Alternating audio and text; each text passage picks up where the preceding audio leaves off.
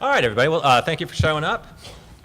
Let's get rolling. Even if you are a big comics fan, the name Tom HEINTJES may or may not be a household name for you. If it isn't, all I can say is it probably should be. Tom is an important enough figure in the world of comics that we could easily have had him in the Kirby section as well if we'd had room enough. Tom went straight from college, where he majored in journalism, to a job working for the Comics Journal. And he began his tenure there by spearheading the Comics Journal's historic effort to get to sort of force/shame Marvel Comics into returning Jack Kirby's artwork, his original artwork, to them. And just incidentally, if you're if you're interested in reading any about that saga, it was recently chronicled or rechronicled in a book called Comics is Art, We Told You So, which is a sort of the oral history of the publisher Fantagraphics, and so that's all pretty well detailed in there. The author of which Tom Spurgeon is in the back. Oh, is Tom Spurgeon? There's Tom. Hi, Tom. Yeah, so that's a book worth picking up for any number of reasons, but that's one of the things that's in there. More recently, though, you may know the magazine that Tom is the editor of, which is Hogan's Alley, which is a long-running magazine that focuses mainly on the history of newspaper cartooning, and particularly with particular emphasis towards early newspaper comic strips, or, early 20th century stuff. But we're here to discuss Will Eisner, and there's a big chunk of Tom's career I've deliberately left out, which is his stint at Kitchen Sink Press in the 80s and 90s, working on their series of Spirit reprints. And I thought that would be a good way to kick off our discussion. So how exactly did you get involved with Kitchen Sink Press, Dennis Kitchen, and this particular Spirit reprint project? Well, when I worked at Fantagraphics, the independent comics community was pretty small and tight-knit, and I met Dennis Kitchen there, and we struck up a friendship of our own. And Kitchen Sink was growing and putting out a lot more titles, and their editor, Dave Schreiner, the late Dave Schreiner, was writing the liner notes to the Spirit reprint series, and it got to the point where he just had to let it go because he just couldn't do everything. So Dennis knew me and Dave knew me, and they asked me if I'd be interested in taking over the liner notes column to the reprint series. You think? I don't know. I think I can work it into my schedule. So I started taking on that responsibility. And what that entailed was I worked with Will's brother Pete, who would send me 2 months worth of the Spirit was a weekly, so he'd send me 8 stories, 2 months worth of stories. And I would read them and prepare questions for Will, and I'd call Will, and we would talk about all 8 stories in one session, which was as exhausting as it sounds, because it was really demanding stuff. And I would write the columns that would accompany each issue. I did that for many years. So when you got in touch with me about doing this panel, I had not looked at those columns since I wrote them. So I pulled them out and started going over them. And I was reminded about how many great insights Will shared with me and with readers of the Spirit reprint. And my joke with Dennis was always, I just want to be sure, Dennis, you're paying me to do this, right? That's our arrangement. But yeah, he paid me to talk to Will Eisner about his work. It was a huge privilege. So what I wanted to do today was pick out some examples where Will had interesting insights into both the art and the craft and the business of cartooning and the way he produced the Spirit. So what I wanted to do was I cherry-picked out some examples that I want to show you, and I'll accompany them with Will's own words that will hopefully shed some insight on how he approached his work. Before we show a slide, though, I wanted to give you a sense of Will's studio and the way he worked to achieve the results he did. He had his own studio, and unlike a lot of cartoonists back then, they were not freelancers, they were salaried. They were his employees that came in and put in their time, and their time was his because he was paying a salary. And here's what Will said. It made working with them easier and allowed me to impose editorial control without pain. They would agree to redo work without resistance. They'd just shrug and say, okay, it's your money. The salaries, after all, were unaffected. Unlike other circumstances, an artist would feel like it was taking money out of his pocket. Of course, I had to keep in mind that we also had to meet deadlines, so I was careful to keep revisions reasonable. It was a balancing act, but it produced good stuff overall. So that gives you a sense of the expectations that Eisner had for the guys working for him and the pragmatism that he needed to achieve a weekly series. He knew that, he couldn't achieve perfection. He could achieve what he could achieve within the time frame he had to work with.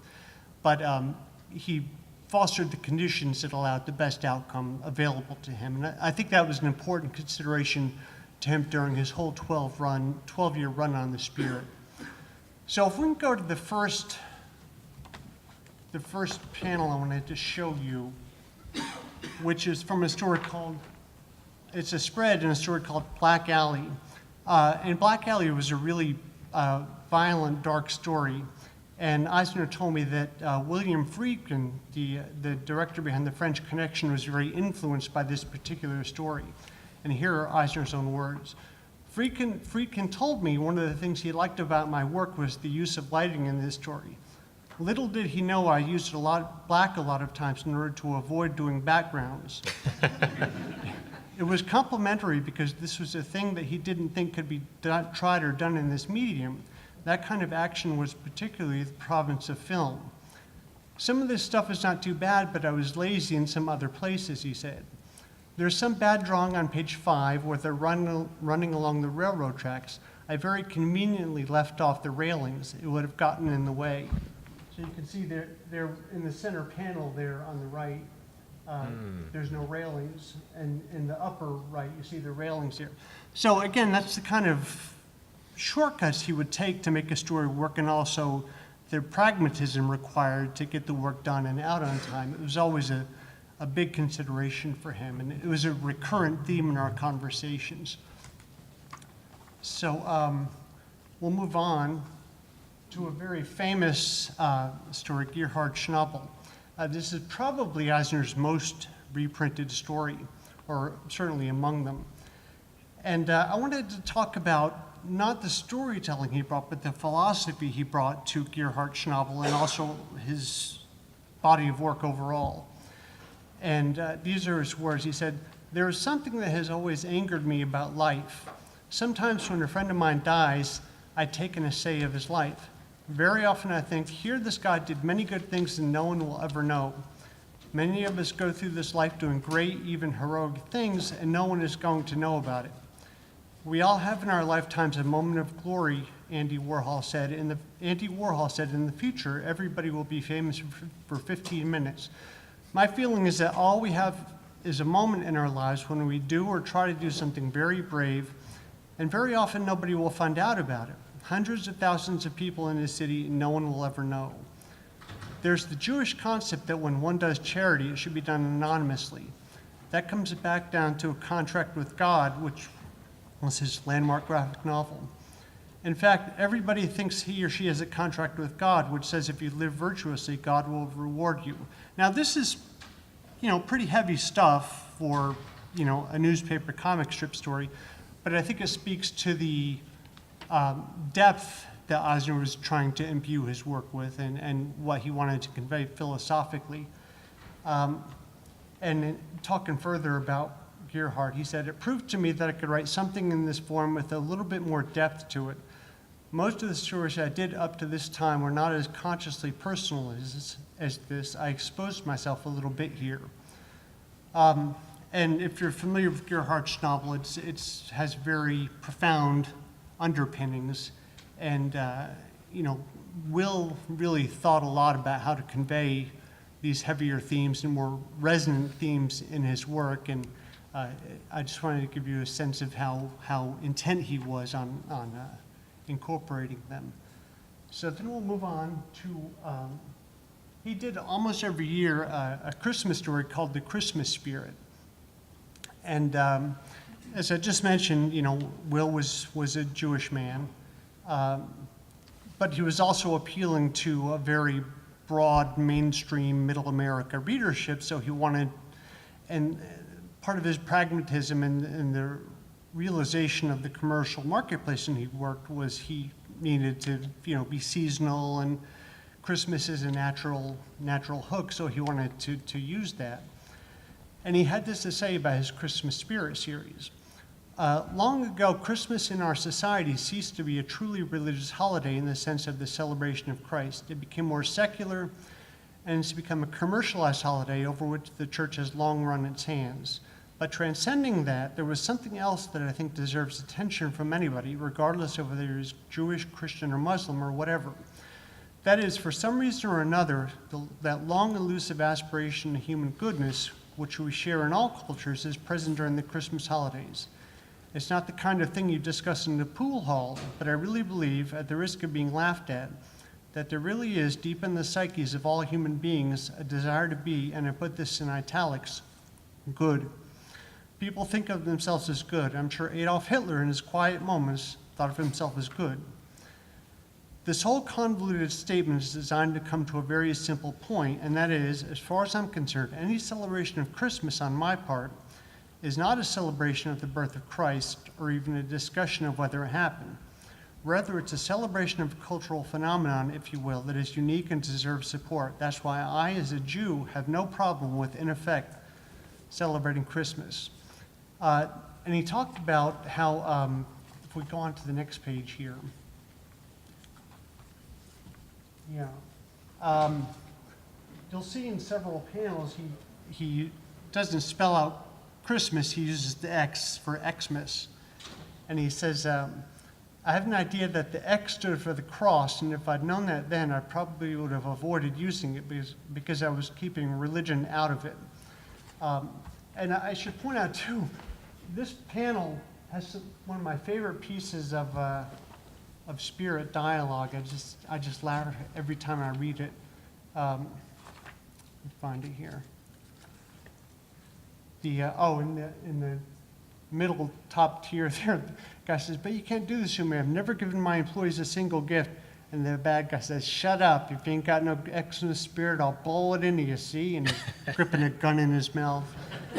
I just always loved that piece of dialogue. So his Christmas spirits were, sort of parables of human goodness, but not proselytizing in the sense of, Christmas being a Christian holiday. So again, he was striking a balance between his personal philosophy and appealing to the readership's, preferences and awareness of the marketplace. And I just always found that so interesting about him, that he always had this very delicate tightrope to walk. So if we go on to the next one, this is a great one. He was Lurid Love. He was parodying the True Confessions type of women's romantic magazines. And he was not known for his comedy stories, but he was often very funny in the spirit. And I asked him, I said, was there any pushback on doing this kind of really non-crime detective, non-film noir type of content? And he said, I was allowed to do pretty much whatever I wanted, and I did. Those ads were fun to write, and looking back on them, they looked like they could be current. And if we go on to the next one, he had this page that was a parody of the classified ads that you see in comic books and True Confessions magazine, and he was kind of making fun of himself here. I enlarged this one ad so you could see it. It says, Will Eisner, professional cartoonist. I make $13 per week. So he was having some fun with his own profession there. It also shows that, he had to do roughly a page a day to meet his weekly deadline, as well as the other stories, overseeing the other stories in the weekly spirit section. It was not just the spirit. But even at that, he was adding in these incredibly detailed in-jokes that were quite, labor-intensive. And so he was, despite the workload and the deadlines, he was still having fun and still stretching what he felt he could do within that framework. A gag later stolen by Chris Ware pretty extensively with his whole series of hilarious fake That's exactly ads like right. that. So we'll move on to Satin. And again, a really different type of content here from what we just looked at with the parody of True Confessions magazine. He could do, sort of Bogart era film noir as well as anyone. And we're talking about how he could capture this sort of emotion in such a brief format as a 7-page comic story. And he said, within 7 pages, I had to encapsulate an emotion that any other writer would bring out over many, many pages. Here it tends to create a sense of overwrought melodrama. It's one of the problems with this medium. You must deal with stereotypes and you must deal with encapsulated sentiment. It tends to appear maudlin or, if nothing else, embarrassingly corny. I was conscious of it then, and I'm conscious of it now even more so. Now I solve it because I can do a book like A Life Force in 140 pages and take 3 or 4 pages to develop a relationship or an emotion. In the spirit, I tried to do it by panels. I had more panels per page than most people in comics. And I think if we go to the next spread, that's the 2-page spread, which is what he was talking about. I mean, that's a lot of work and a lot of narrative put into a spread. And he was aware that he was moving the reader along in a really, dense narrative. But he would often talk about the 7 pages he had to work with as his budget. And how he spent that budget was a really crucially central decision for him each week. So he would come up with spreads like this because he just had a story he wanted to tell, and he had to tell it like this, and it resulted in more panels per page than just about anybody else in that era. Okay, let's move on. This was a here it is. This is from a story called Lorelei Rocks. And he was telling me about, we were talking about this really strange kind of visual effect that he was trying to achieve, because Lorelei, like the siren, used sound to sort of affect people and, defeat them. So he was trying to achieve this visual effect with sound in comics, which is something he always struggled with because it's a silent medium. So we were talking about how he achieved this sequence, and he said it's possible that the middle tier on page 4, someone helped draw those little squiggly lines around the hands in the instrument panel, because I wouldn't have had much patience for that. But that figure is all mine. I know I did that bottom panel because I still remember it. I don't think anybody in the shop understood what the hell I was talking about there, so that execution is all mine. So, as I mentioned when we first started talking, Will had a staff. He would often provide them pencil layouts to work on, and they would tighten them up, and he would do inking, and other guys would. It was very much a factory with his oversight and fingerprints all over everything. But sometimes the guys couldn't read Will's mind and needed a very fixed idea of what he wanted to achieve. And in a case like this, he would just say, give me that, I'm going to do it. And he would do it himself to get just the look he wanted, because it was so idiosyncratic. All right, so we can move on to the next one. And this is from a story called The Meanest Man in the World. And I thought the camera angles, if you will, that Will chose here were really interesting, and I wanted to ask him what his decision-making was there. And the thing about Will is, by the time I started talking to him, he was a legend. He was one of the gods. And I had this idea, like so many other people, that everything he put down on paper was the result of a thoroughly thought-out plan that he'd come up with.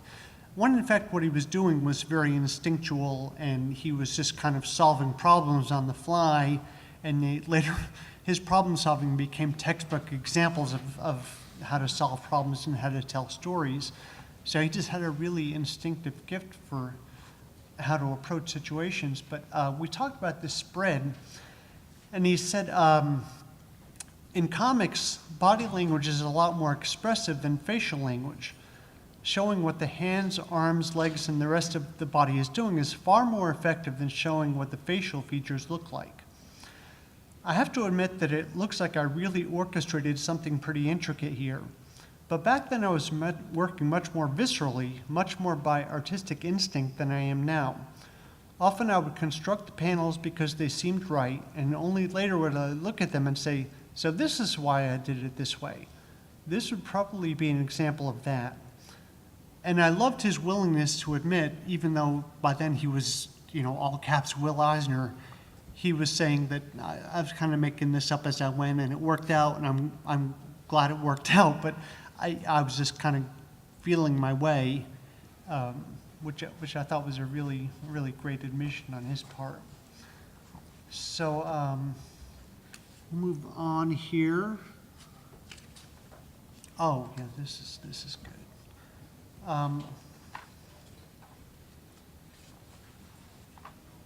Okay. Yeah, this is actually from the same Santa Sarah story we were looking at before.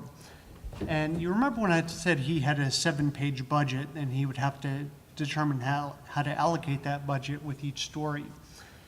And he was talking about the top tier there where they're just having a quiet moment playing checkers. And he said in panels 4 and 5 on that page, I really wanted to show the impatience that Dolan felt, that he literally dove for the phone when it finally rang. That's why I wanted to devote those 3 panels, which is really a lot in a story like this, to something as small as a checkers game. And to me, that speaks to Eisner's awareness of depicting human moments and making things relatable to the reader. I mean, everybody knows what it's like to dive for the phone to ring to get out of an unpleasant situation of some sort. I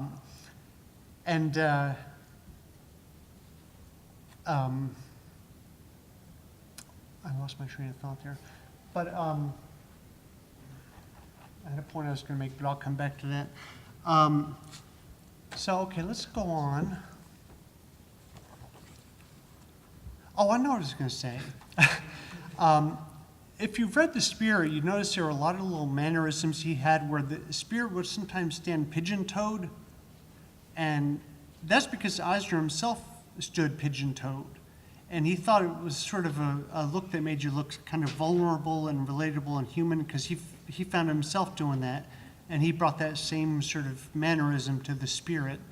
And so he would bring a lot of unspoken, but he felt they made the reader relate to the characters better. Like the Spirit stuck his tongue in his cheek a lot, and he pointed his toes together, and they did things like play checkers. And to him, that sort of made the characters more relatable, which, again, he was thinking on that granular term even then, before he started doing graphic novels.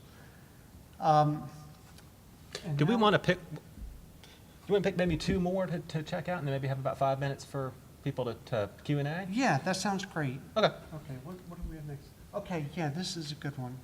All right, we're talking about this fight scene, which is not a conventional comics fight scene that we know today. He said, these are the things I considered my skills. These are the little nuances. I guess I'm like a musician when somebody notices he did some fancy fingerwork on his violin. This is the kind of deliberate construction that I used when I wanted to achieve something, and I'm always very pleased when somebody notices. One of the things that must be understood is that this is a very disciplined medium. Nothing in comics is done accidentally. Unlike painting, unlike other media, everything is quite deliberate and planned in comics. Kirby and people like him are selling raw power. It's what Schwarzenegger sells. You don't look to him to do Kramer versus Kramer. Go to his movies to feel the power and impact, the smashing and so forth. I'm not selling that. I'm selling nuances of emotion. I'm selling the clutch in the throat. My greatest reward is to have a reader whose eyes well over a story or over a particular scene in which I evoke a particular piece of emotion. If I succeed in that, I feel I've made it. So he showed, the Spirit punching that guy from a distance. It's not like the Kirby where you see the, close up and the feet flying out of the panel and all that. That was never his approach to a fight, and I thought that was a great example of that. So, all right, well, let's jump ahead. Let's skip the couple and go to outer space. Yeah. All right. At the end of the Spirit, it had run 12 years, and Will was aware that the end was in sight. He was getting drawn away and pulled away. So he hired Wally Wood to do the Outer Space Spirit. And Jules Pfeiffer wrote it, and Will oversaw it. And it speaks to the way Will ran his shop, and I thought this was a good look at the business side of the comics industry. He said, one reason for my introducing Pfeiffer and Wood was to assuage editors who might be concerned over where the feature was going.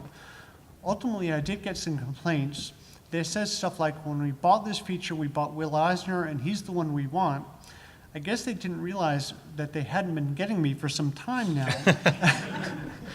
But they said that if they wanted Wally Wood, they could hire Wally Wood themselves. It kind of surprised me because I had always assumed they were just buying a feature, but I learned that they were actually buying a specific talent. And then we'll end with this spread, which is, typically gorgeous Wally Wood work. And this is basically the high note that the Spirit went out on with this Wally Wood's artwork and Will Eisner's oversight and Jules Pfeiffer's scripts, and that's all I wanted to talk about here. But in talking to Will, over those years, he just made it clear that comics is like the perfect storm of where art meets commerce, and how he tried to create art, but he succeeded in creating art, but he also had to run a business and had to appeal to readership and had to meet deadlines and all those pragmatic things that, artists try not to concern themselves with so much. But it was a paramount driving force in all of his decision making. And hopefully, what I talked about here showed how he was always balancing both sides of the equation to achieve the best outcome he could. He was never one to let the perfect get in the way of the good, because deadlines don't permit that. But I just always had such respect for how he balanced both sides of his brain. I'm pained to find anything non-perfect about any of the pages that you showed, but I'll take Eisner's word for it, I guess.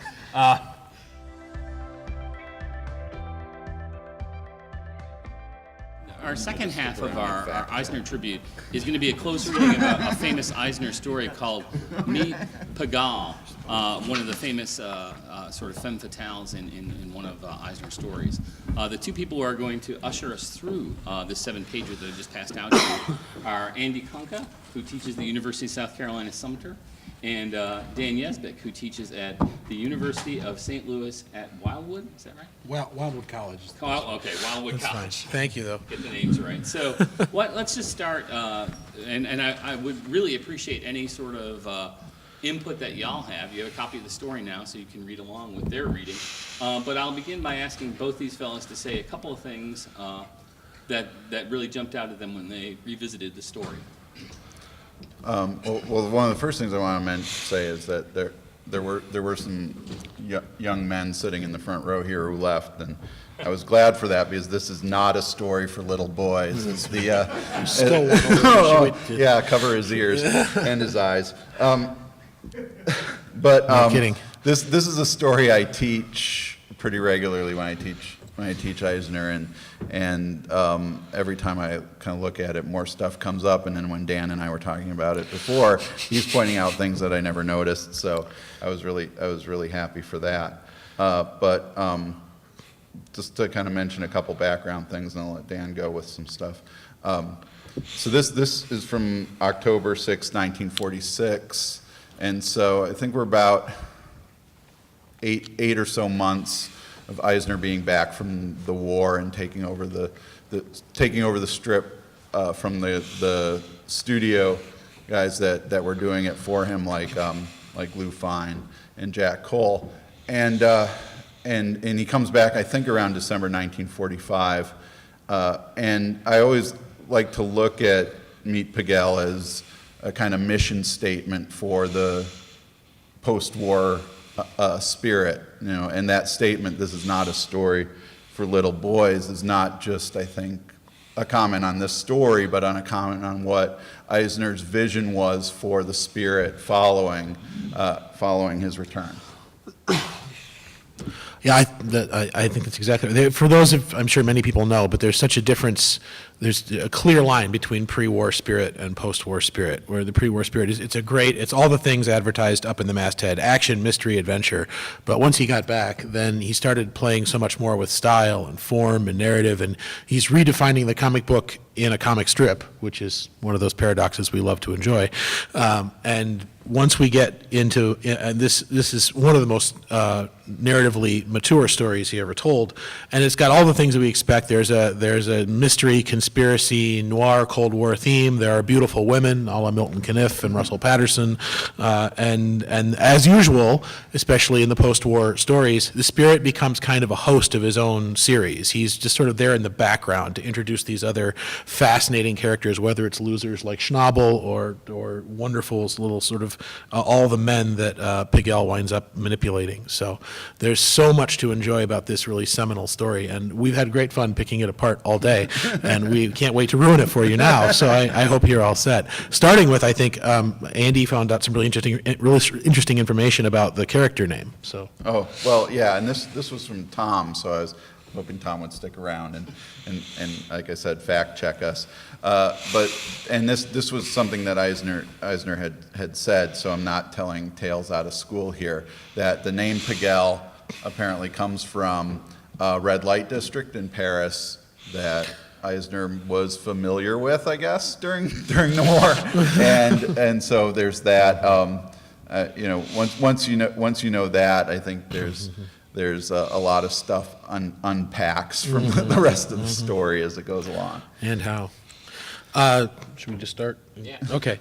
Well, everyone knows that probably the most famous thing about any Spirit section is the famous masthead and the way he played with the title, the Spirit, over and over again. And this is a seminal example with the title super imprinted over the curtain, the transparent curtain, and then because it's set in Turkey, we have the Islamic star and moon there.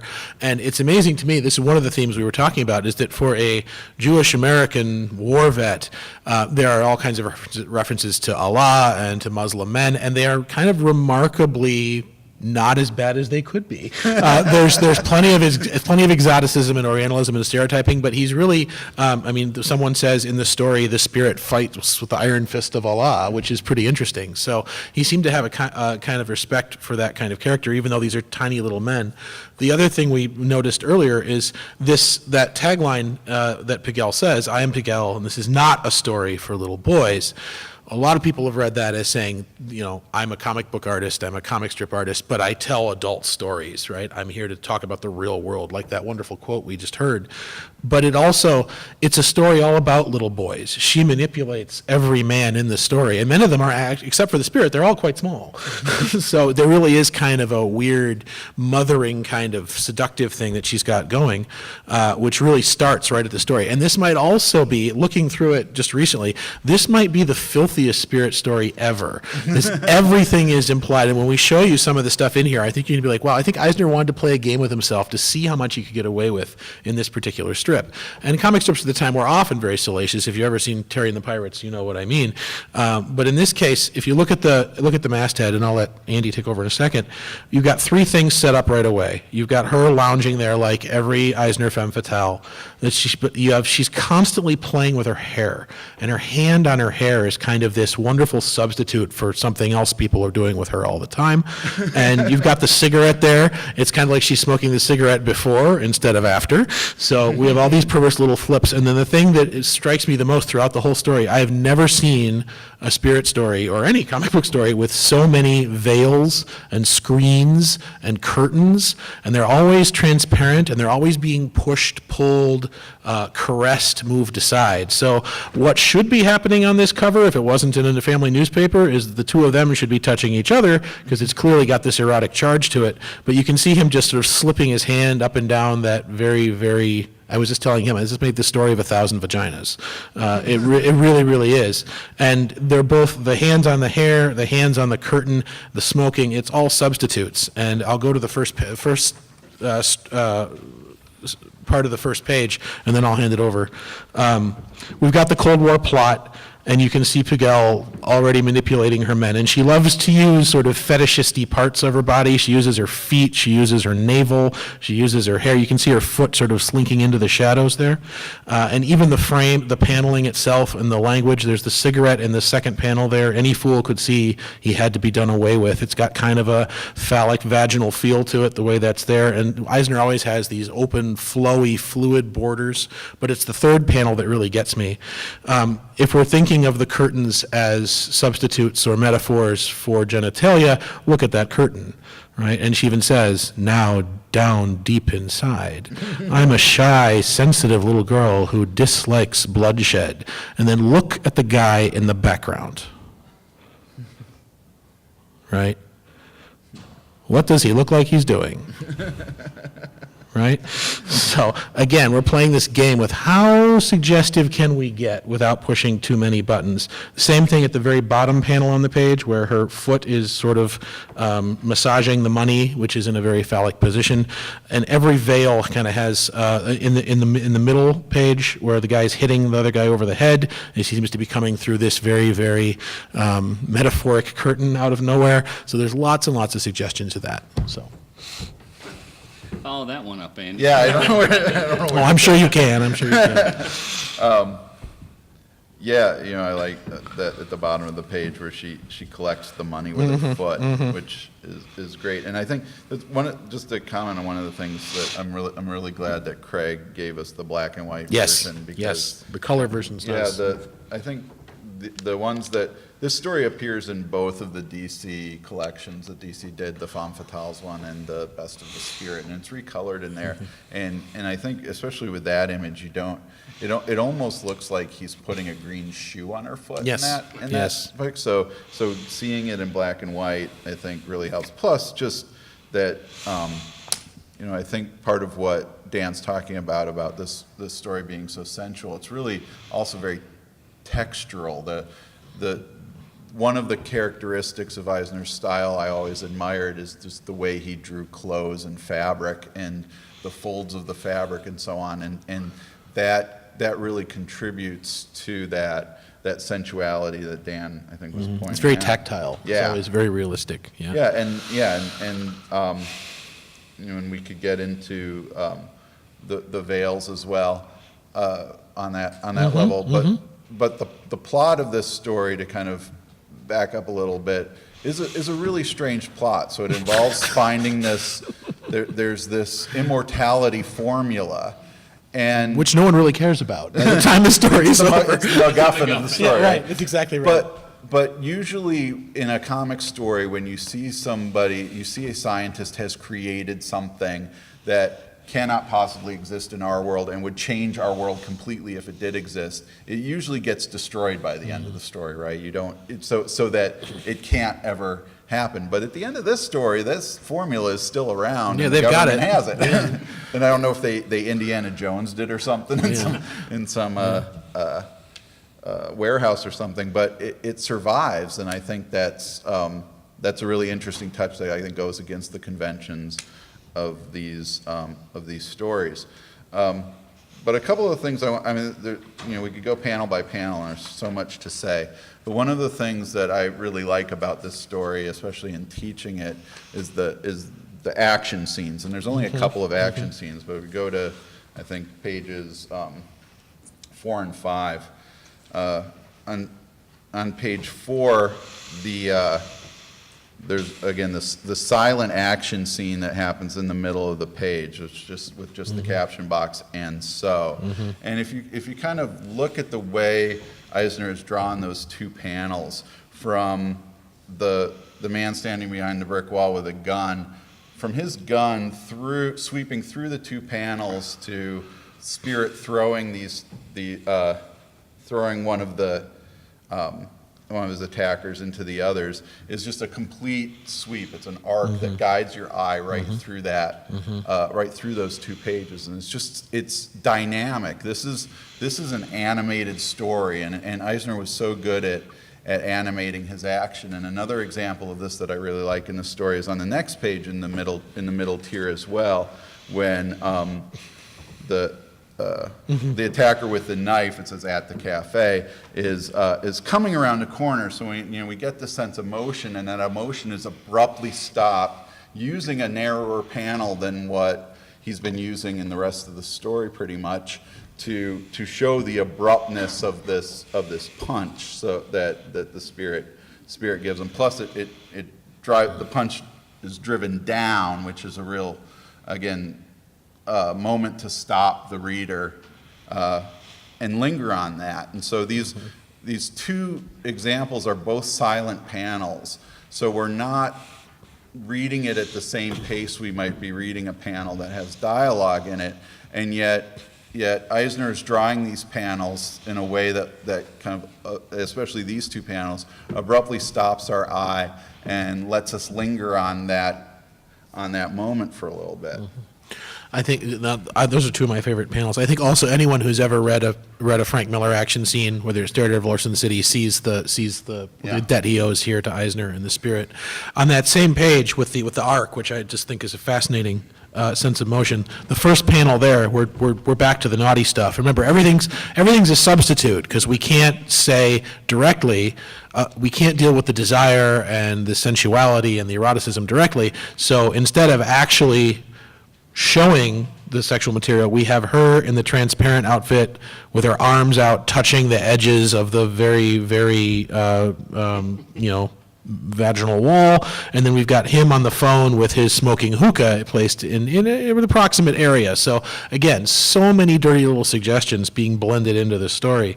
And then I love the action scene, and I love the bottom two panels too, because I love reading Eisner. I just love the spirit stories, especially because as much as he's telling these big, bold stories with enormous elements of human nature in them, every single panel parodies itself. So the looks on their faces when they're being punched and shot, and that last panel where the two guys are knocked out, I mean, it's almost Mad Magazine. There's this sort of goofy Canterbury Tales folklore-y kind of cheesiness going on with with the goons. The goons are tough, the goons fall easy, and we kind of appreciate that the goons have lost. Before it's over. It feels almost like Looney Tunes before we're done. So there's so much of that in every Eisner story. And then I love the bit where, as you said, the super soldier serum apparently is just fine, but we're not going to worry about it at all because that's not what the story is about. And if we look at the very last panel, or last page, this one visual choice always throws me. So we've got the official board up at the top saying, yes, we have the stuff. And then we have Piguel. And what about me? Was I killed? Of course not. Picard changed his mind, charmed by my ahem personality. But again, draped in the weird transparent curtain, and with the circle behind it, and it looks fabulous, and it matches the close-up of her 2 panels over, but it just looks so strange, doesn't it? Where she's sort of drenched in this sensuous production design. It's a weird, weird image for me, and I keep trying to unlock exactly why it's there, and I'm not quite sure why. So, well, the veils are, so often a symbol of her duplicity, right? And so, and here is, and how Eisner uses words and pictures together in combination with this, with Piguel is kind of fascinating because she's so duplicitous, and everything she says we have to kind of, as she says, of course not, Picard changed his mind, or charmed by my personality. Right. And he's counting all this money, so the image contradicts the words. Right. And she's leaning on him in a really masculine way. She's smoking again. He's like a little boy. He's sort of peevish in the corner, playing with his money. And maybe also just the way the curtain comes down, it's perfect for her, because the curtain is feminine, but it's very masculine looking. It's very erect. And the circle is very feminine. So she really she represents all that power that she can manipulate. So it's a visual way of saying things he cannot say explicitly. Maybe that's Let me ask a couple of questions. The first question I wanted to ask is, obviously I'd like you to talk maybe a little bit about the influence of Hollywood on Eisner, because in some ways this is not Turkey. This is, the sort of Casablanca. Precisely. It's the sort of von Sternberg. Von Sternberg, Casablanca kind of projection of what Hollywood thought the rest of the world was like. And the other thing I wanted to talk about is that obviously Pagel comes from this kind of film noir background, where she's a femme fatale that has power precisely in her ability to be able to manipulate men. And I find myself thinking that, that's a very 20th century notion. And what would you say to female readers, for example, who read Eisner and say, oh, that are kind of put off by this portrayal of this kind of like manipulative femme fatale.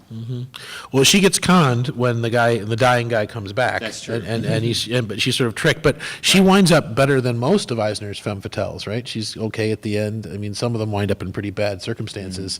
So, and she's not Silk Satin, and she's not Wild Rice, and she's not Lorelei. But the thing I love about it is in that same. Although Lorelei survives. Yeah, she does.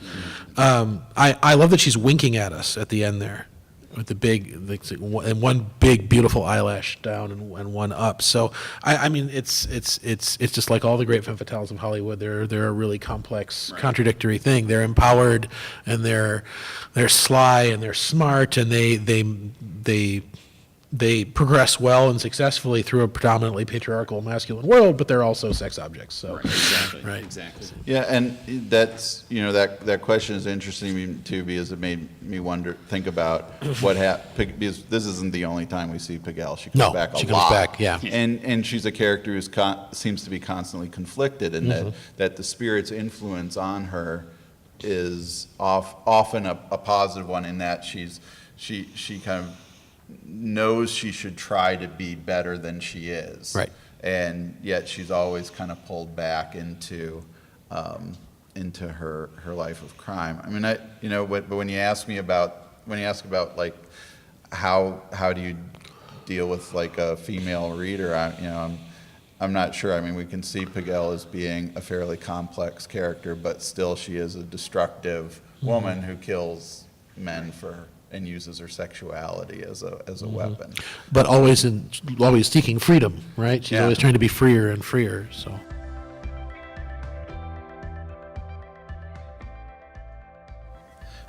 For me, as far as I remember, of course, way back when, I remember it was a cover to something like Tales to Astonish or something. It was a big rubber monster, coming through, I can't remember the name of the character, the brute that walks, I think.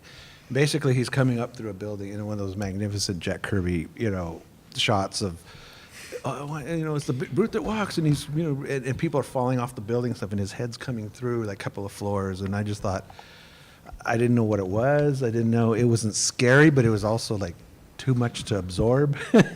And so I kind of backed off on those. Maybe I was scared. I don't remember, but I remember looking through it, and there's a splash page of a woman on a roller coaster, and Kirby just drew this gigantic hand, which is basically a thumb and a nail. And I just remember just seeing the largeness of it on this small page, but I got that overwhelming feeling of he was able to convey this largeness. So I gravitated back to DC Comics, where everything was little, But then eventually, the Kirby stuff started to go, oh, this is the good stuff. This is the good monster stuff. Even though I didn't understand it, I was pretty young. That was the first stuff I remember. I think probably for me, it would have been one of 3 or 4 books at about the same time, but it was probably the first Captain America story that appeared in Tales of Suspense. And the thing that got me about that one was, first of all, in the first 2 images you had, he was bursting forward with just an incredible natural energy. It was truly just intuitive energy. But in that story, they did a story that both showed Cap's ability and his humanity, because he ends up beating some guys who try to break into Avengers Mansion while all of the other Avengers are away, and they figure, well, Captain America doesn't have any powers, so who's really worried about this? He beats them pretty easily, and then at the end he's like, oh man, I'm getting old for this. I'm tired. And very well he isn't really, but it was astonishing to me. It was a true eye-opener. Right, mine's a little weird because my dad collected comics when he was a kid, so I grew up with his comic book collection. So my first exposure to Jack was Boy Commandos, and so it was So just real early stuff. I think Brooklyn was on the cover with Superman's costume and Oh, that just one. jumping into Yeah. action. So that was the very first one, and I didn't really even know they're about new comic books. And then when I discovered them, it was Jack was over at DC at that point, and he was doing Commandy, and so Commandy was kind of my gateway drug for Jack Kirby. And that was what got me in. And then once I was getting that, I was like, all right, I got to have all this stuff. And I went back and collected all the Marvel stuff and all the DC stuff and everything I could find.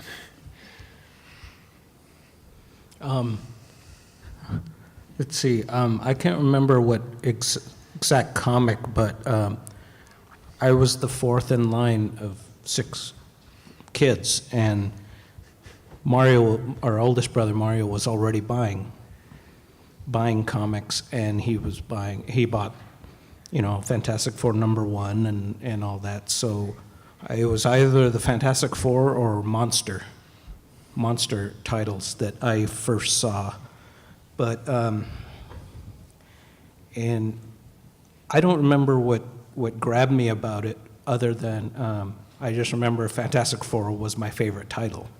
And it was just like, oh, this one's my favorite of all those comics. And it wasn't till later that, it started to grow on me and started to realize what it all meant and its impact and stuff. But, yeah. Just quickly, and then, knowing Kirby from the Marvel comics, the monster stories, and then Fantastic Four and Thor and all those. And I always thought he was a clean artist, but very powerful and very easy to get into. But it wasn't until the Harvey comics reprinted Fighting American. There were stories from the 50s. They were anti-communist stories, and it was Jack Kirby kind of recreating Captain America for a different company called Fighting, and the character was Fighting American, and he fought communists. And the weirdest, most grotesque villains this side of Chester Gould. I mean, it was the only time I think Kirby was gross. But I liked it, like, this is gross, what the hell? Because I didn't understand that he was so different in the early 50s and, the late 40s, that I couldn't grasp it. This is the same guy. And then I got a hold of, and then Marvel started reprinting the old Captain America stories. I go, these are even more hideous. And I go, this is the same guy? So, but at the same time, after a while, I started to realize, oh, he just evolved, because I was going backwards, And for some reason, he had that really creepy style in the 40s, and then it evolved into the more, little more streamlined, but still grotesque, Fighting American type stories. And then he started to smooth out a little bit, and then by the time he got to the late 50s, the Challengers of the Unknown, and people like Wally Wood were inking him, then he became elegant. Then he started to get, like, things were smooth and designed really beautifully, and then, I just, so then I realized that I'm looking at Jack Kirby art from the 40s to, modern time, which was, at the time, was probably the 70s or something like that. But anyway, I just wanted to throw that in, that he really evolved so much more than any of of his peers. His peers kind of stuck around how they drew. They got older and drew differently. Ditko say, he was more detailed and crazy in the 50s, and then he smoothed out, but he stayed that way. Whereas Kirby just really evolved. And by the end of his career with Captain Victory and Silver Star and those types of things, he was just so abstract that they weren't even humans anymore. They were like blow-up people, But it was still Kirby, Also, I think there's an element, just to follow up on that, there's an element of the fact that Jack was the consummate partner in crime for other collaborators. Because the Fighting American is a very good example of his collaboration with Joe Simon. And I know a lot about this. I knew Jack a little bit, not much. I knew Joe a lot better. And Joe would talk about this quite a lot. When there was the rumor that Marvel was going to bring back Captain America in the 1950s, and Joe and Jack were tempted to be all irritated because they had created Cap back in the 40s. And then they said, well, wait a minute, why don't we just do our own, but different? And one of the things they did was they purposely built in a hefty sense of humor into the commie-smashing stories of Fighting American.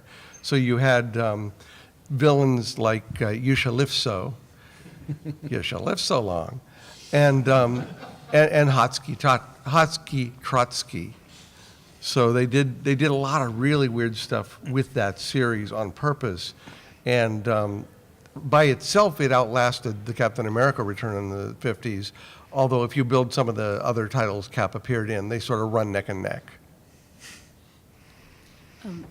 Do you think that one of the reasons why he evolved so drastically is just the sheer volume of his work? Yeah, and that he was just a great cartoonist. I mean, that he was just natural. Superhero comics were created for Jack Kirby. I mean, he just, he wasn't there at the beginning, drawing them, but it just adapted to it so perfectly, and all his strengths came out. And he did so many different comics, the romance comics and westerns and everything you can imagine, war comics. But, the superhero just took him to places that, and he couldn't be contained. If you look at the Fantastic Four around 1965 and up, it's like, it's not even about the Fantastic Four anymore. It's about everything else in the universe, But you're still there. You're connected. He was just so, we're just going to gush about him for the next hour. But it's like, he's just so phenomenal. He was so phenomenal with his imagination. And he kept it all clean. He never bored you with his Boy Scout attitude. It was, you were never bored or felt looked down on it or anything. It was like he was looking down on the good guy. He always made the good guy vital and exciting. I think a lot of times, just as time goes on, you just learn more as a cartoonist. And so I think everybody evolves. You look at the first few issues of Love and Rockets, and these guys have evolved quite a bit. You just kind of find your way. You learn how to ink. You learn how to pencil. You learn some tricks. You learn some shorthand.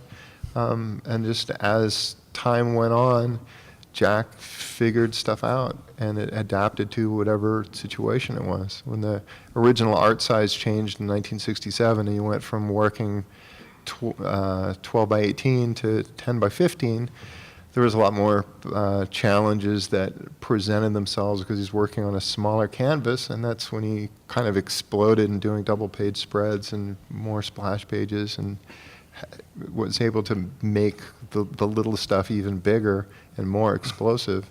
And it's just a gradual thing when you're working in the field to kind of just figure things out. Like once he figured out, oh, this Kirby crackle thing seems to work, then suddenly it was on everything. It was energy, it was fire, it was hair, it was just whatever he needed to do, and he would make wonderful things with just the way he would do it. The Kirby crackle is impossible to imitate. I've seen guys try it. What is he doing? Is he dropping ink on it? Well, he's not inking. He's not it, inking so it, you're right. He's But the inkers were penciling able it. to. I've tried it. I've made my little circles with. Well, part of that may be that you're not Joe Sinnott, too. Well, that's true, but it was just, it's impossible. I look at it, it looks like he got a brush and just dropped ink Yeah. on it, but it's not. But I don't think anybody did the inks of the Kirby crackle better than Joe Sinnott. That's true. Yeah, Right. just- And Joe there are a did a lot of good people job that with it. did different things. Yeah. But I look at the pencils, I'm sorry to interrupt, but I always wonder if the crackle, is, instead of being black dots, that those, a lot of people ink it as if those are dots floating in space that are black. But I'll see that as negative space on the pencils, that those are like connective things between the sort of electricity things. Oh, I see Those what you are mean, the that they just, background yeah, of- yeah. And I think that's probably the way Sinnott was doing it. That's my guess. Well, and the thing is that also the innovation goes. I've long felt that a lot of Jack's best stuff was in collaboration, and I think the most natural collaboration he ever had was with Joe Simon. And one of the reasons I think so is that the double-page spread, for example, the double-page spread came in partly because Joe Simon was a newspaper guy. His first job out of high school was in the production department of a newspaper up in Rochester. And in newspapers, you are always very conscious of that center spread of a newspaper, particularly because there are no staples. And so suddenly, where you're having page, suddenly you got this. And in other artists' hands, that was pretty nice. In Jack's hands, that was just mind-blowing. And they started it actually sort of having usually a picture across the top and then some panels across the bottom. But they got even more ambitious, and it just came to the point that if you saw something that monumental, it was, the epitome of Kirby. Also, Jack's double-page spreads were all drawn on a single sheet. So he would always draw them on, he wasn't doing this where he was butting 2 pages and then taping it up the back. It Yeah, was the all Simon done and on- Kirby studio actually cut their own boards. Yeah, so, yeah, I mean, when he was working at DC, a lot of times you'll see the double-page spreads and they'll be in 2 pieces. That's because DC was cutting them in half so that they could shoot them. I know there's one double-page spread I saw from Commandy where they had whacked it in half and they had missed the middle, and so they just taped it and then whacked it again. They just keep going, yeah. So this is a question for all of the panelists. Do you have a favorite Kirby era? I like I would say 60 or 61 to 63, because that was his monster stuff. That's my favorite stuff, is his Dick Ayers monster, or just the backup stories, because he would do some story about a guy in a castle, trapped in a castle, and so he would draw the guy running down the stairs, and you just these amazing compositions, and they were just panels to move to the next one, but they just had all these amazing angles. I'm not saying his superhero stuff didn't, but this particular stuff, almost like they were people not in flashy costumes, so the drawing had to work harder, and Kirby had the talent to make you interested in a man just in a suit.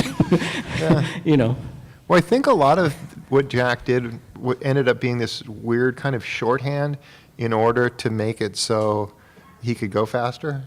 And so a lot of the times when you're reading these stories, you realize, hey, these characters are always moving from one room to the other, so that he wouldn't have to keep track of what was in that first room and keep it consistent. And I've tried to do that so I wouldn't be bored, and I can't. I can't. The way I write my stories don't move as fast as his, yet his still get the same effect. And I've never learned how to steal that, I guess. We all try. We all try, man. It's funny you mentioned about how fast it moved. I think a lot of his strength was because he was so fast at drawing. Yeah.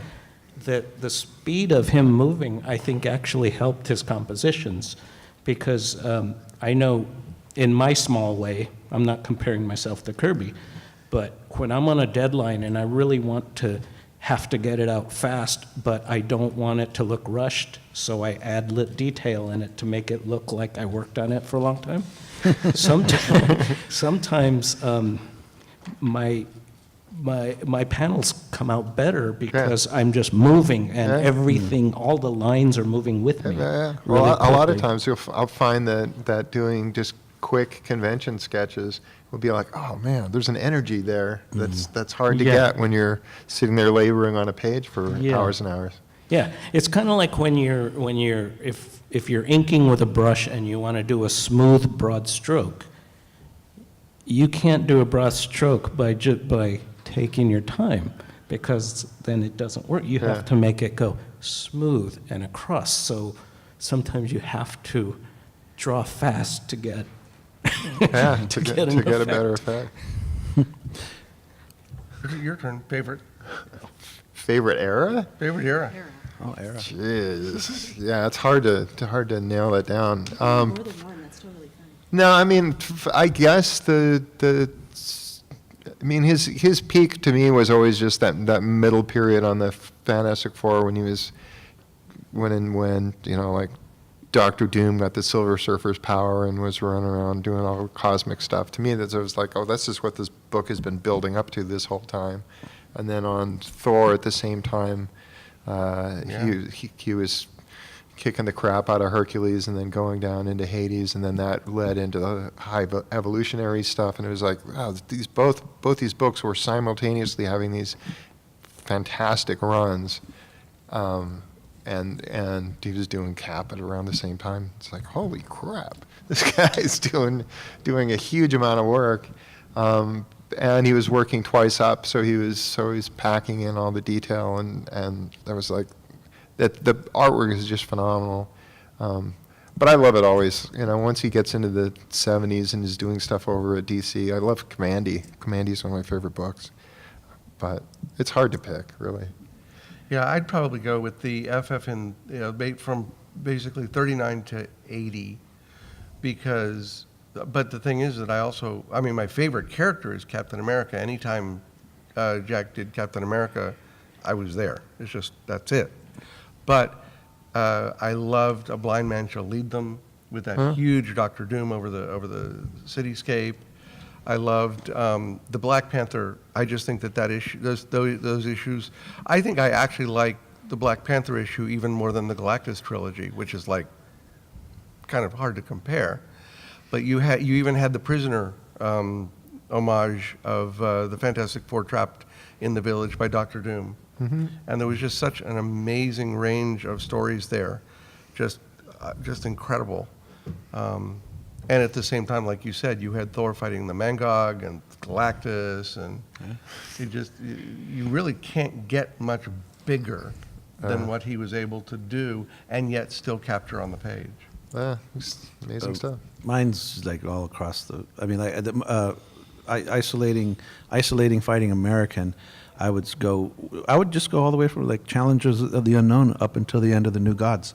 I mean, that much of it, because he just put himself. I mean, he was growing, and he was just put so much different stuff. Even though it's still him, getting bigger and bigger, like Fantastic Four, like he's talking about Silver Surfer, the cosmicness got so big, and then once Kirby got sicker of Stanley, he started to bring it down to one single issue stories, and it was still good, but you could tell it was over. And then and I was burned out by the whole thing. I was growing away from that kind of stuff, and so when he took over Jimmy Olsen, I go, that's like the lowest comic you could take over. I didn't realize that you open it up to show the Whizwagon, and you're like, oh shit, he has to draw that again.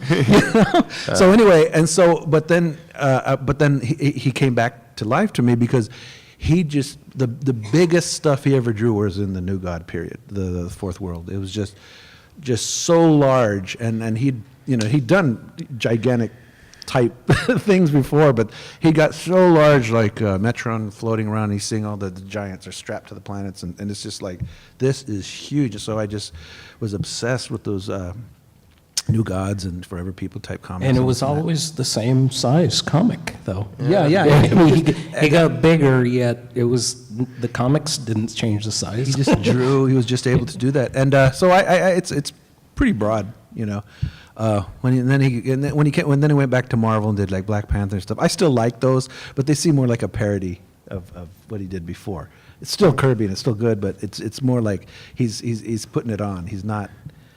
I don't know. He's just not developed. Every other guy was the strongest guy in the world that he was fighting. That was pretty much. I kind of thought on the end of when he was at Marvel that Stan seemed to react to letters that would come in, that he would get a letter from somebody that says, boy, these continued stories are really confusing me. I don't know what's going on. And then he would go, okay, no more continued stories. And so he knocked off doing any continued stories for like 8 months. Yeah. And then people were going, boy, these stories are really simple and kind of aren't so great. What the hell, man?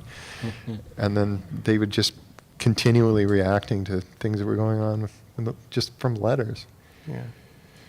I can, one thing about, again, that may have contributed to his energy may have been not only what he was working on, but with whom. Because I remember a story that Joe told me about late night in the studio back in the mid-'40s, when they had just started doing Stuntman over at Harvey Comics. And they were doing these fabulous double-page spreads. And there was a double-page spread of Stuntman in sort of a Robin Hood scene. And they were sitting there late at night, and Joe's looking at the pencils going, I don't know, man. I don't think you've got the right number of legs here. and Jack was, Joe, don't worry about it. It's just comic books. And they went on and worked, and then the next day Joe had finished up inking that spread, and he's like, I found the last leg. And Jack was like, I knew you would. And it just seemed like when it was at its best in particular, their partnership was just so organic that it was almost like one of them. They were almost married. They lived across the street from each other out in Mineola, and they both set up studios in the attic. And there's one other thing I just want to, I'm sorry to do this, I hope you guys don't mind, but I think this also tells a lot about where Jack's head was. Jack's head was partly based on his temper. Jack had a hell of a temper. And there was that story we were talking about earlier where he supposedly faced down the gangster. And I could kind of picture that because apparently at one point in the 50s, Roz had to take away the car keys because Jack had a lot of issues with road rage. If he thought some little old lady tried to cut him off, he was in a big car and it was all they could do to be like, no, Jack, don't ram her, just don't do it. And I think that the passion that he had really came across. And one of the better stories was about their attic work spaces. They both had studios in the attic. And apparently one time Jack saw a mouse up there. And unlike what most folks would do, he decided to go after it with a baseball bat. And he pretty well trashed his studio trying to get that mouse. And from what Joe said, I'm not sure he actually ever got the mouse. Well, that brings me to my next question, which is, do you have any stories about Kirby as an individual, either meeting him or just stuff that you heard or legends about his process? For me, we had he was living in Southern California, and that's when Fantagraphics moved there. And so we'd go to Fantagraphics offices or to their parties, and Kirby was there. But I was so overwhelmed by my admiration for him, I never spoke more than 5 words to him. Even though he was very pleasant, he wanted to talk, and I just stood there going, "Tar, oh yeah." And I regret it. I regret not having a friendly relationship with him because he was willing to do that. He was just a friendly guy, to us at least. And but I could just never get the words out. And it was only recently that I realized that. I go, why didn't I talk to Kirby? I couldn't. It's like talking to, I don't know. The one time, remember, it was a time when Kirby was trying to get his art back from Marvel, and he was going through this whole legal thing.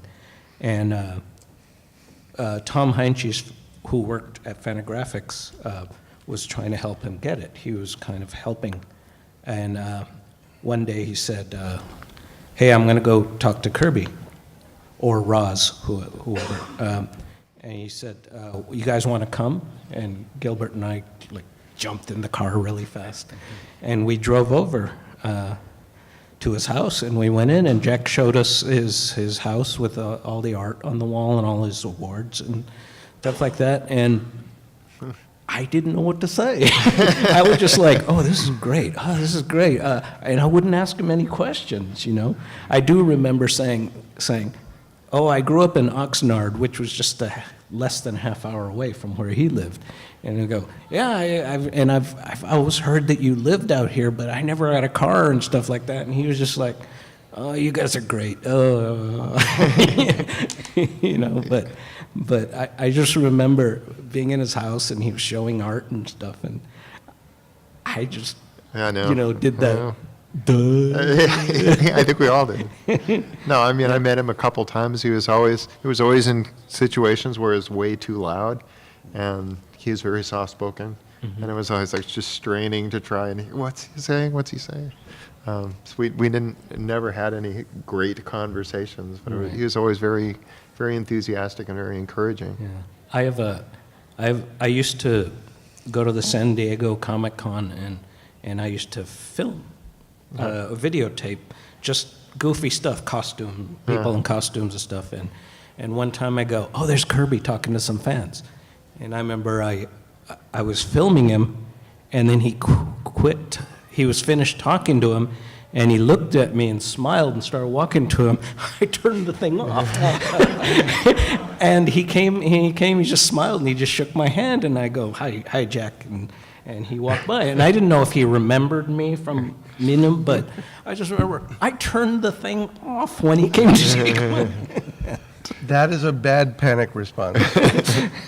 Well, and the funny thing, I ran into him at San Diego Comic-Con, and I don't remember who I was with, but we walked into a hotel lobby, and he and Roz and somebody else were just waiting around in the lobby for somebody. And I went over and introduced myself and said hi and chatted with them a little bit. And my instant memory of him was of a warm, gentle, at that moment he was just very soft-spoken, easygoing. There was a warmth. And I thought it was fabulous. But you can't talk about meeting Jack without talking about meeting Roz, because Roz was also, she was sort of ebullient and friendly, and she would chat with you too. There's an issue of Headline Comics that has a photo cover of a burglar getting startled by somebody who's holding a gun. And you just see the side of the body and the gun of the guy, and then the burglar's down there looking up. And the burglar is Jack. It's a photo of him. The guy holding the gun is Joe. So I got this comic signed by Jack and by Joe. And then Roz was, I got to sign it too. And she signed it because the photo was taken in their bedroom. And so that's sort of what they were like. It was like, Roz is like, and I got it, and it's signed like from my bedroom, Roz Kirby, And it's just, it's so cool. But, you guys missed out because he was really easygoing, cool. Roz actually inked some of Jack's work in the early days, and it's pretty good actually. So it's close to Dick Ayers, and it's not bad. I'm sorry she didn't do more. Okay, so if you could revive any title or character that he created, which one would it be?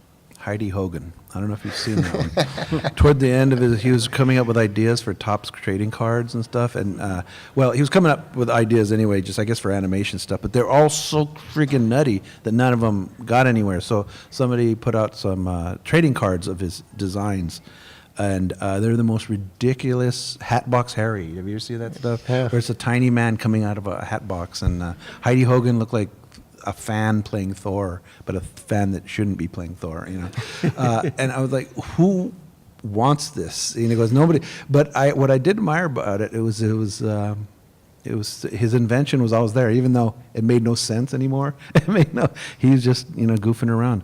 But a character, I'll think about that one after everybody comes up with one. I can't think of one. Well, most of them are still being used, so Yeah. I don't know about reviving. The one I wanted to see more done with, there's a couple of them that were in first issue special.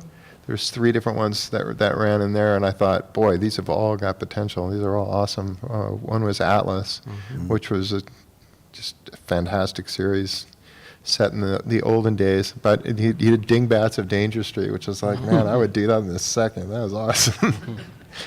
And then he did Manhunter in there, and all 3 of them had promises of this can all be great stuff. But that was it. It was just the one issue, and it was on to do other stuff. Well, there actually is one that's about to be revived because Titan Comics, under license from Simon & Kirby, is going to be doing New Fighting American. And from what I've seen, it's got that offbeat sense of humor. It's not trying to be Jack Kirby, but I think it is being Fighting American. And it looks pretty good. And I kind of feel as if Jack's version of the Demon hasn't been seen in a very long time. And what they've done with the Demon has been very interesting and very evocative, but it doesn't remind me of Jack's Demon. The last time I think we saw Jack's Demon was in an episode of the Batman animated series, because they did a really good job of it in there. You know what I mean? A note of trivia. I was just going to say real quick. A note of trivia is that Kirby swiped the costume of the Demon from Prince Valiant. Prince Valiant wore that costume in a costume party sequence. Kirby stole a lot of stuff. He made it his own, But you can trace a lot of the, like the Molecule Man comes from some old science fiction story from the 30s or something like that. Because I go, the Molecule Man, okay, we're getting Fantastic Four, and then the Molecule Man came out. I go, what the hell's they should take the Comics Code seal off. This is a horror. This guy's so ugly. Yeah. I like the comic, of course, and he died a weird way. Well, sort of Marvel, death in Marvel, but but anyway, and I came across an old science fiction illustration, and it was exactly the Molecule Man, exactly. So he did swipe a lot, but he just it just felt right in his world, So I've just learned from Madonna that nobody cares where you stole it from as long as you like what they did with it. I can't stand Madonna, but I understand that's people. If we all swipe something and they loved what we swiped, they don't care where we got it from. So that's a hard lesson in life. Huh. I mean, as long as you make it into something else. Yeah. It's sometimes it's exacto and people just don't know the history. Well, the Demon's different from Prince Valiant. That one he took pretty far afield. Well, he was a big Foster fan. He loved Kirby had a good eye. He wasn't, even though his art was sometimes completely wacky, he loved naturalistic art, and he was a great naturalistic artist. He just went nuts with his superhero stuff and his adventure stuff. Although on the naturalistic stuff, one of his more famous swipes is that full-page piece from Boys Ranch, where there was a really interesting, like, cliffside or hillside vista that had been a painting that he had seen, and he did more or less his comic book translation of that painting. And both of them are beautiful, but you do look at them and you think maybe you've got double vision. Yeah. So my last question, and then we'll take a few questions from the audience. What do you think is his most lasting legacy to the comics book industry? Making Marvel. Yeah. Look at the movies. Saving the industry. I mean, maybe 3 characters in the Marvel movies aren't by Jack.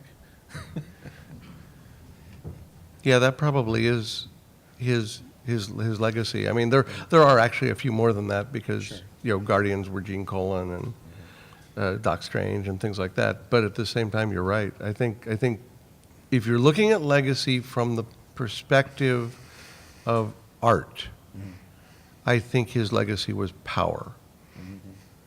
If you're looking at the legacy from the perspective of the audience, it's the Marvel characters who are now better known than any other characters in modern mythology. Yeah, can't argue with that. Although he drew most of the cover, like Daredevil, he drew the cover for Daredevil. Yeah. He drew the covers for Spider-Man. It's funny. Yeah. He didn't. Those comics went on to be better things from other people, but he did those covers. I will say that while he did those covers, and I loved a lot of them, the best, both Daredevil and Spider-Man hit stride and did their best covers when other people really got a grip on it. Because, I mean, the Spider-Man 6 with the lizard, Jack would never have done that. Well, yeah. I mean, those comics, especially Spider-Man, when it just evolved, like Ditko just couldn't get any better. And well, that with Doctor Strange, and it was amazing. There's a very bizarre thread for Spider-Man, too, because there was a character called the Silver Spider that was originally written by Jack Olick and penciled by C.C. Beck. And that character's origin is almost the exact origin that Joe Simon and Jack Kirby did of the Adventures of the Fly. The 2 stories are almost identical. I've got the folk-size Xeroxes of the pencils for the C.C. Beck. And then that reportedly was shown to, I think, Kirby and Ditko, because I think Kirby was originally asked to do Spider-Man, and it just didn't work. Stan didn't feel it worked. But then when Ditko saw that piece of story, his comment was, that's Simon and Kirby's The Fly. That's not what we should be doing either. And that's about sort of as much as I know about it. But the part that I know for certain is the Olick C.C. Beck, because I've got some. Well, certainly the costume is pure Ditko. Yeah. Yeah.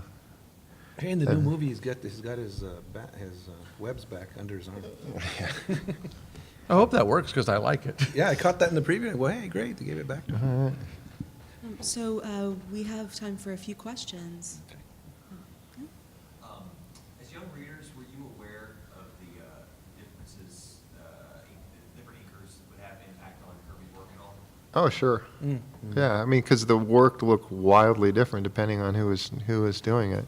And there were fans of all the various inkers. I know some people who didn't like Kirby at all would like Kirby and Coletta, because Coletta came in there and put all this cross-hatching and little noodly stuff in there that wasn't present in his own work.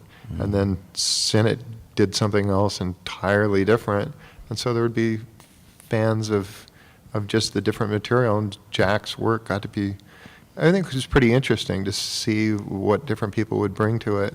And I liked all of it, really.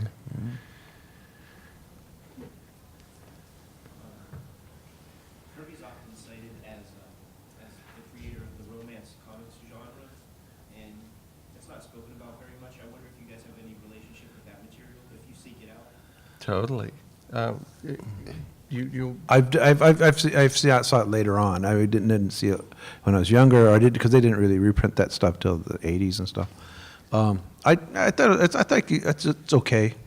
I prefer romance comics by, I don't know, Mike Sikowski or something like that, you know.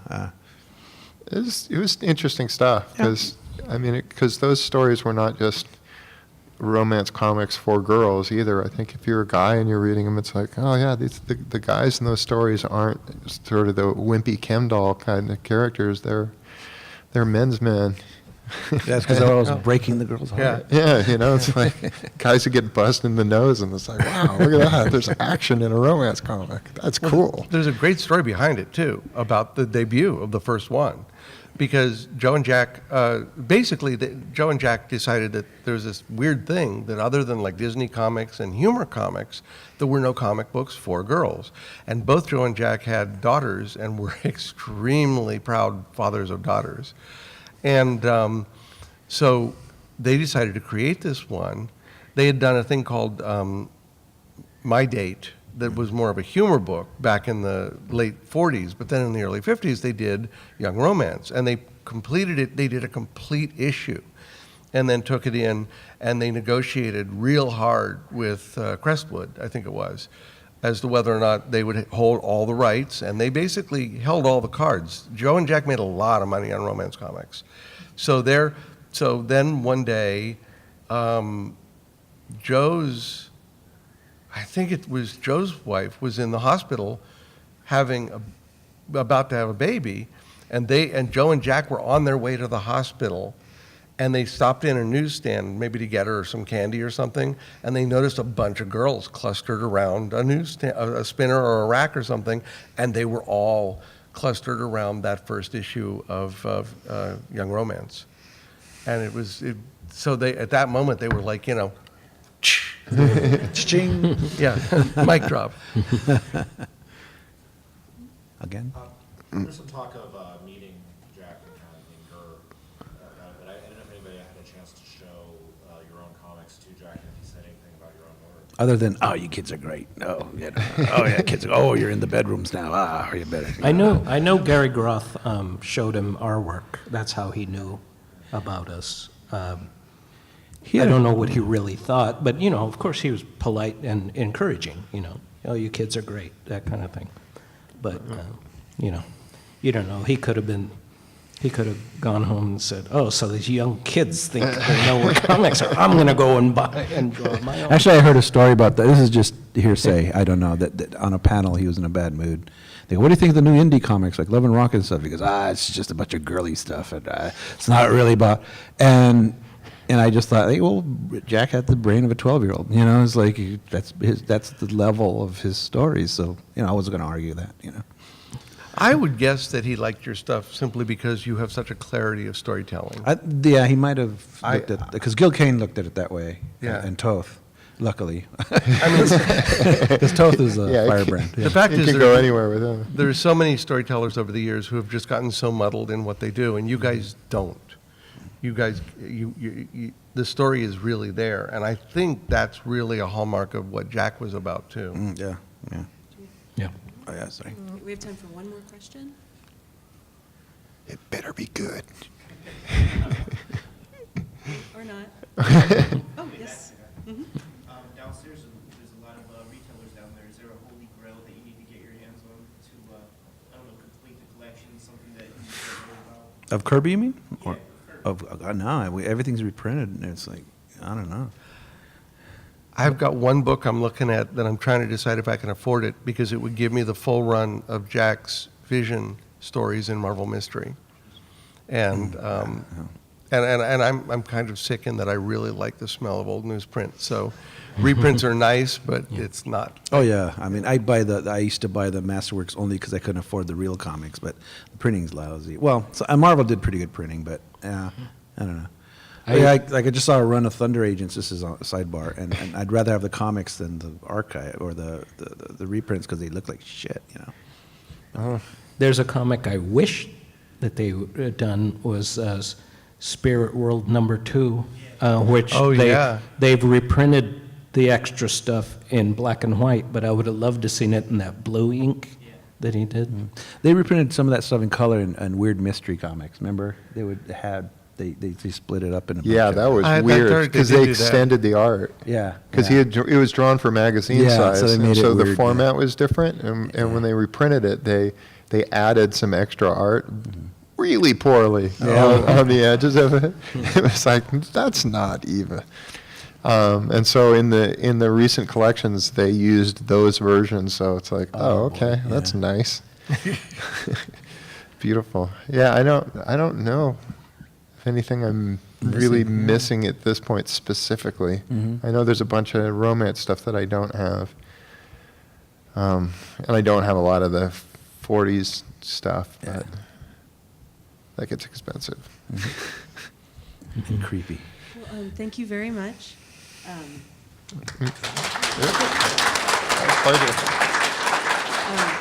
Thank you, guys. Thanks, guys. I'm a librarian, so there's always going to be resources.